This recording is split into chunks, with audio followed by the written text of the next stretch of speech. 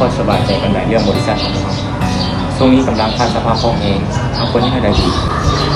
เขาลองไปกู้กับธนาคารมันบอกฉันลองไปเลยนะได้สบายดีสบายดีลูกค้าเดินทางก่อนลูกค้ามีอย่างให้พวกเฮาเซบอคือว่าพวกเขาอยากออกกู้ยืมเงินธนาคารแล้วลูกค้าได้นำเอกสารมานำอยู่บ่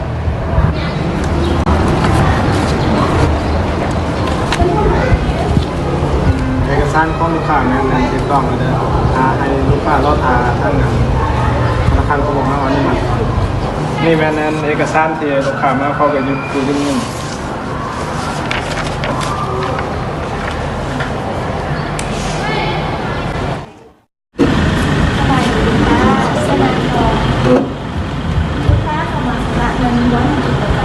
แล้วจะมาสมัครให้เป็นได้ระเบียบนี่นะ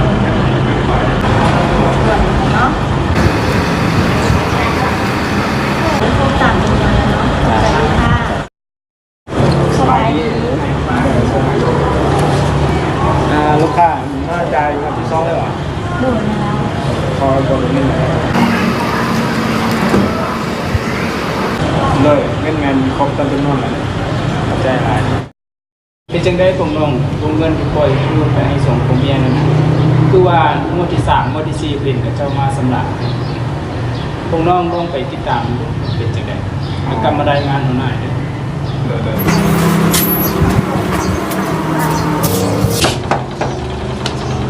มีคนอยู่พอเดี๋ยวต้องไปใส่ด้วยเนาะเขาไม่หนีป้าเขาเหรอไปเราไปถามเขาดูนะมึงสบายดีพอตู้เขาถามแม่อัน2คนเนี่ยนี่ไปใส่พอดีว่ากระเจ้าย้ายไปต่างประเทศได้2-3 เดือนนี่อย่างคือว่าก็เกิดอัน2คนนี้ได้ไปกู้เงินทางธนาคารเฮาแล้วผู้เห็นไปสำละ2-3 งวดแล้วแม่หรอกระเจ้าไปต่างประเทศแล้ว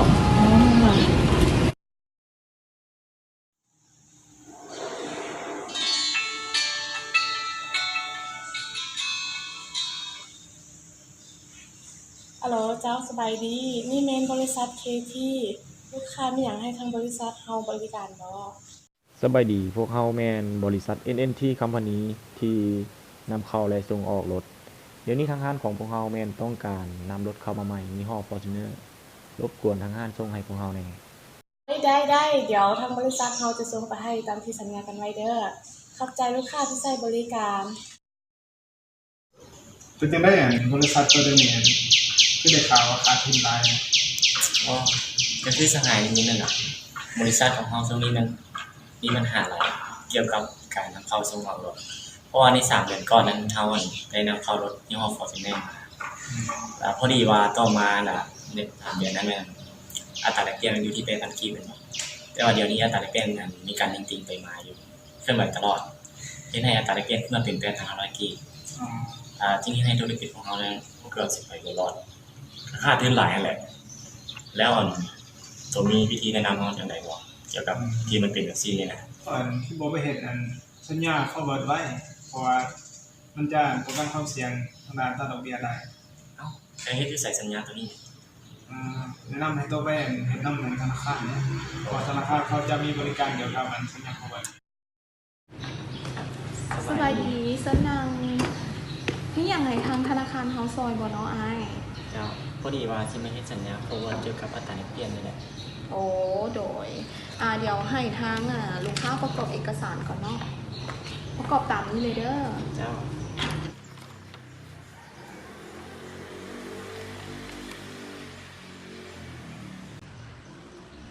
จะให้ทางลูกค้าเซ็นรับรองอยู่ทางด้านลุมเลยเด้อเจ้าเอกสารประกอบมีอะไรบ้างโดยเดี๋ยวทางธนาคารกดเบอร์ก่อนเนาะ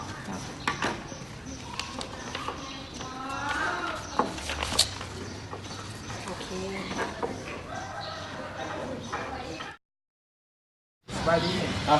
สบายดีใช่คือจะได้มันนั่นคือเรื่องเงินให้สาวอยู่ในนี้ด้วยยังจังไรก็ดีใจในธุรกิจของเขานี่แหละแต่คือแต่สหายให้คำแนะนำคำนั้นหมดแหละเรื่องสัญญาโปรวัติ ก็คือเขาได้ไปเฮ็ดสัญญาโปรโมทกับธนาคารหนึ่งไว้ว่าเกี่ยวกับอัตราแลกเปลี่ยนก็คือเขาได้ไปสร้างรถเข้ามาอีกยี่ห้อรถเบนซ์ในบัดนี้แหละอยู่ในอัตราแลกเปลี่ยนที่8,000ในตอนนั้นแหละในปัจจุบันถึงว่าอัตราแลกเปลี่ยนมันจะหนีจริงเสมอแต่เขายังไม่ใจในอัตรา8,000ที่เก่าเขาดีใจหลาย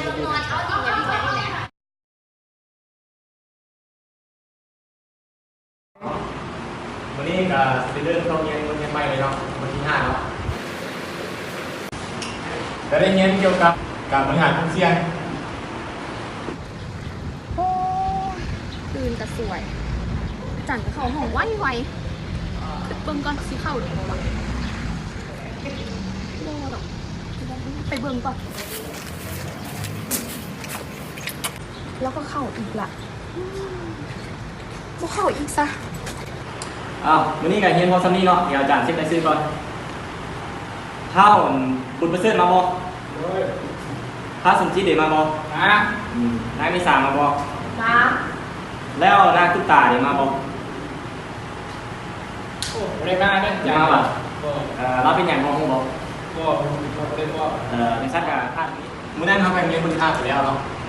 พวกน้องยังมีอย่างเข้าใจกับทางอาจารย์ได้หรือว่าเข้าใจกันมาแล้ว เข้าใจไปแล้วอาจารย์ อันเข้าใจเขาก็มาเริ่มต่อ โอ้น้องวันนี้เรียนก็สวยให้กับว่าปั่นใดมาหาได้8 โมงได้กินข้าวจาก15 นาทีก่อนอุ้ย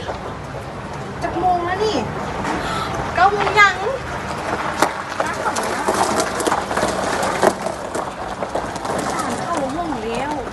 อุ้ยสั่งชั่วโมงเดียวนึงไปนั่งลิ่นอยู่อเมซอนดีกว่า สำหรับวุฒิห้องเขากับวุฒิเพียงเท่านี้เนาะแล้วพวกน้องมีอย่างเข้าใจกันสามารถถามอาจารย์ได้หรือว่าเข้าใจกันมาแล้ว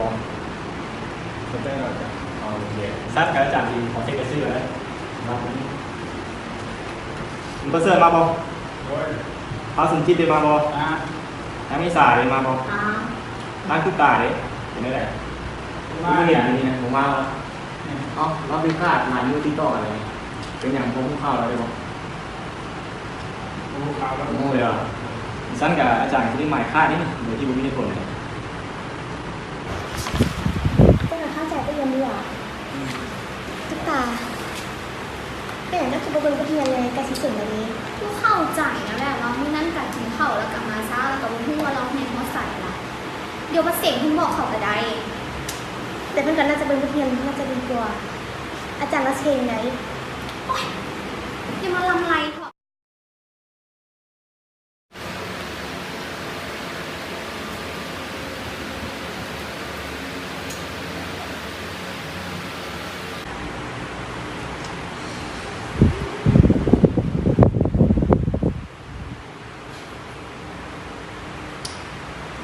เมษาเมบอกแม่บ่ได้ปีนี้ก็จะเป็นทีมบอกแม่ โอ้ข่อย เอ๊ะผ่านแล้ว โอ้ข่อยกันยังได้ขึ้นนะข่อยใส่ว่าเนี่ย เดี๋ยวเบิ่งก่อน เอาข่อยคือได้เอฟข่อยเราอุกใจนะเฮ็ดจังไหนรู้ยังสิได้แก้เอฟอีกหาเงินแก้เอฟอีกโอ้ แล้วคนแต่งงานกันขาดของเทียนลายเจ้าสันละของเทียนกับผมมาก ไม่ค่อยก็คือว่ามันสิบ่เป็นอย่างก็เดียวว่าผ่านน้ำ2-3 มื้อนึงบ่คือว่าสิมีผลกระทบปานนี้โอ้ย มาผมเป็นว่าเทียนไม่ดีกว่าเทียนต้องสับ แม่นั่นแหละวันนี้ข่อยสิบ่เฮ็ดอีกแล้วอันนี้ข่อยสิเปลี่ยนแปลงแล้วต้องแล้วเจ้าช่วยติวให้ข่อยหน่อยเด้อต่อไป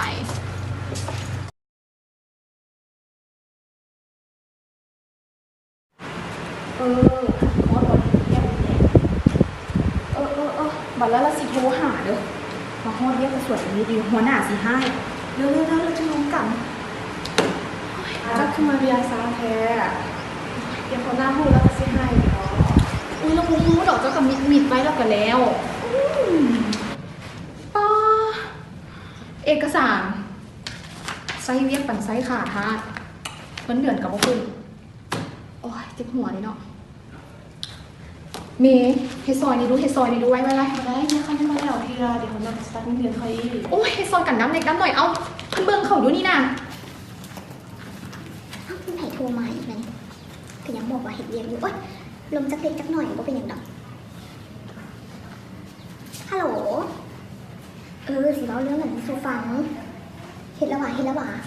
จะคือสหายจักหน่อยแน่อุ้ยเดี๋ยวลงโทรศัพท์ก่อนแม่ไปเมื่อวานนี่ก็เจอไอ้ห่าเอาหัวหน้ามาเอานี่แหละ วัน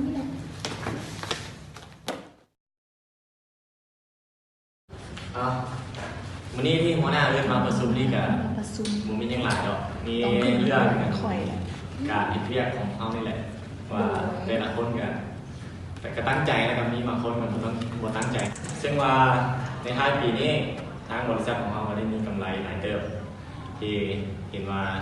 ได้รับเข้ามาเนาะและตามที่ได้ลงกับหลายๆภาคส่วนแล้วว่าสิมีการพิจารณาขึ้นเงินเดือนผู้ที่จะได้ขึ้นเงินเดือนให้ก็คือเมษาเห็นว่าเรามีความตั้งใจเห็นเนี่ยอยู่พี่เลยว่าแม่นั้นบ่ได้ขึ้นเงินเดือนให้เด้อ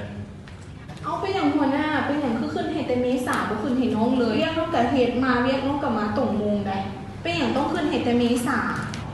ดีแล้วนี่ที่ไอ้ของอะไรน้องไอ้กันติดตามอยู่ในภาคการเห็นเวียกของพวกน้องนี่มันเป็นยังไงไอ้เห็นน้องแต่ละมือเห็นไม้เวียกกับเห็นลิงก์โซเชียลใช้รูปอย่างอยู่ภาพรูปลงเฟซบุ๊กอย่างอยู่โดยบ่สนใจเห็นเวียกเลย เอกสารที่ไอ้มอบให้เจ้าก็ให้เมษาเห็นเบิด